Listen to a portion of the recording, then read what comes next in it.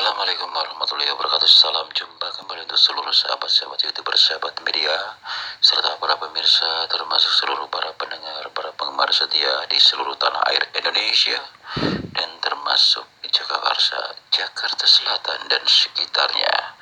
Tanpa pula salam hangat untuk seluruh sahabat-sahabat negara tetangga kita, baik Malaysia, Korea, Cina, Jepang, Italia, Kanada, Amerika, Taiwan, Hong Kong, dan termasuk Singapura, Abu Dhabi, Saudi Arabia, Arab Saudi, Pakistan, dan termasuk negara-negara tetangga yang lainnya. Semoga kita tetap dalam lindungan Allah Subhanahu wa Ta'ala. Di sini saya pribadi Bung Jepri selaku pembawa acara, di mana adanya Radio RS yang ada bersama channel Ayah Sadam akan menyampaikan kisah nyata dari seorang anak kecil wanita usia 5 tahun. Kebetulan anak tersebut adalah anak yatim piatu bersama saudaranya kakaknya laki-laki usia 10 tahun. Pada saat itu si anak kecil itu laki-laki bersama adiknya sedang kelihatan sedih berdiri di pinggir jalan. Kebetulan dia sambil berjalan di jalan di mana adanya jalan sempit, jalan gang yang ada Anda lihat di video ini. Saat itu kebetulan si anak itu sedang berdiri di mana adanya dinding-dinding di jalan sempit tersebut. Tiba-tiba muncul seorang nenek. Lantas seorang nenek menyapa, "Hai anak-anak, sedang apa kalian kok bengong, kelihatan sedih?" Lantas kakaknya yang laki-laki usia 10 tahun mengatakan, "Ini nek lagi melihat-lihat, di sini kan ada balongan ikan nih. Jadi saya kepengen lihat-lihat aja lewat pagar karena kan nggak dibuka pintunya." Lantas si nenek berkata kembali, "Kalian tinggal di mana? Orang tua kamu di mana?" Lantas si anak laki-laki menjawab, "Kami berdua sudah tidak punya orang tua. Baik bapak ibu sudah meninggal, nek." Lantas si nenek mengatakan, "Masya Allah, kalian masih kecil-kecil begini, sudah nggak punya orang tua, kalian anak yatim piatu. Lantas bagaimana kehidupan sehari-hari untuk kalian?" Lantas kakaknya yang laki-laki usia 10 tahun menjawab, "Kadang-kadang kami mengemis, itu bila terpaksa, sebetulnya kami malu. Tapi alhamdulillah, walaupun saya hanya rumah gubuk masih ada di sebelah sana." Sambil menunjukkan tangannya si anak itu, "Tetangga peduli pada saya sama adik saya, selalu memberikan makanan.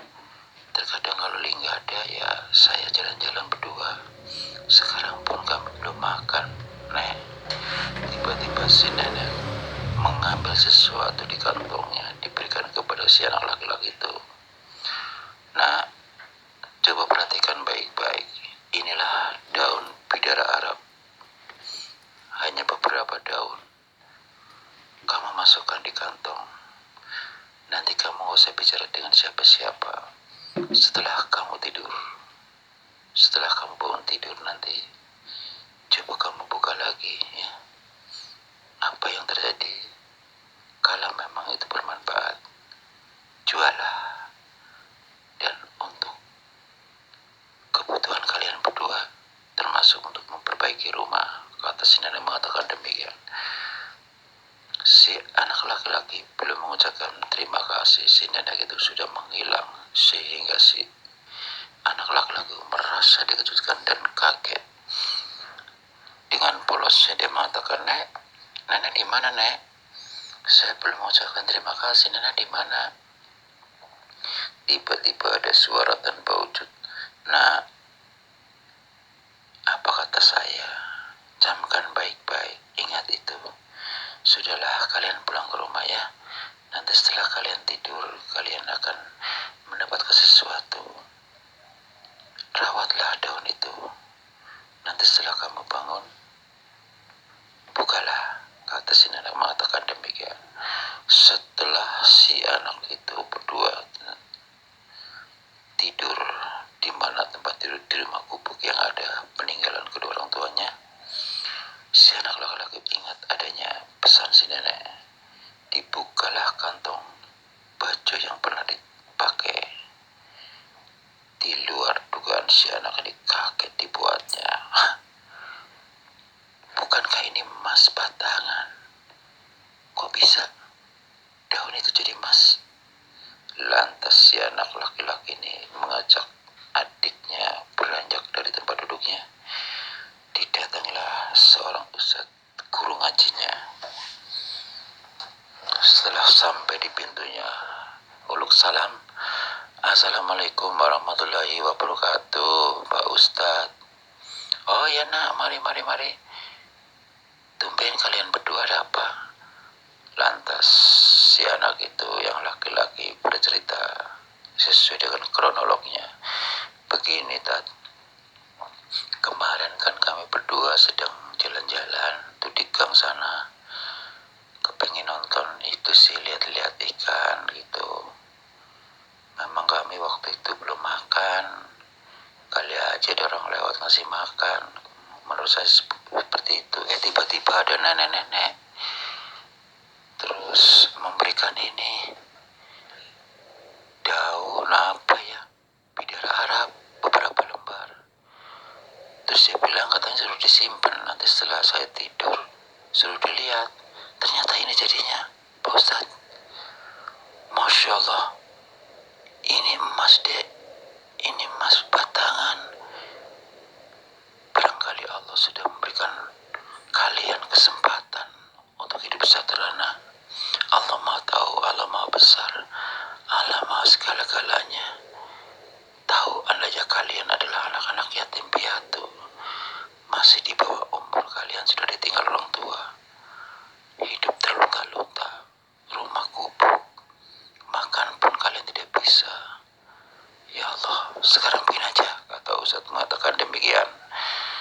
Bagaimana kalau saya pandu, ini akan saya jual ini mas, nanti rumah kalian jadi bagus, kalian bisa sekolah, saya akan bantu kalian hingga sampai kalian bisa sekolah sampai sarjana, sampai bekerja.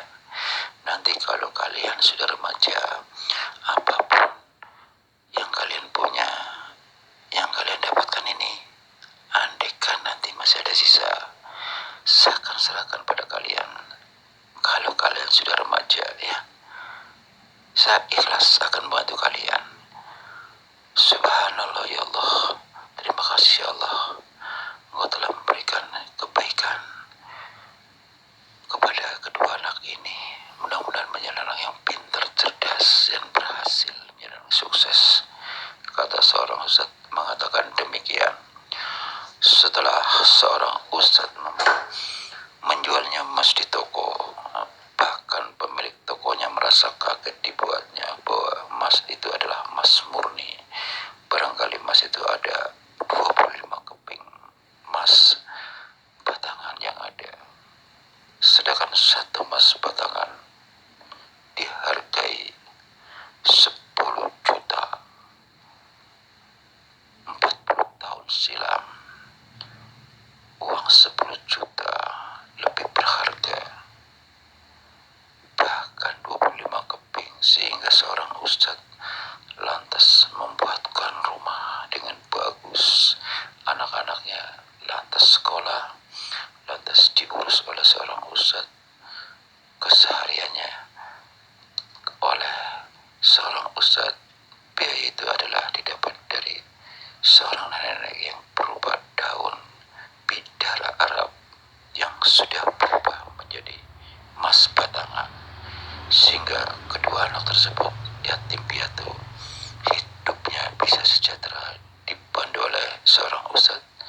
Rumah pun sudah bagus dan mereka sekolah hingga sampai sarjana.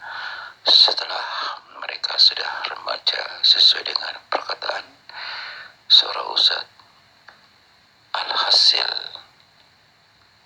uang kepingan yang masih ada diserahkan kepada kedua anak tersebut.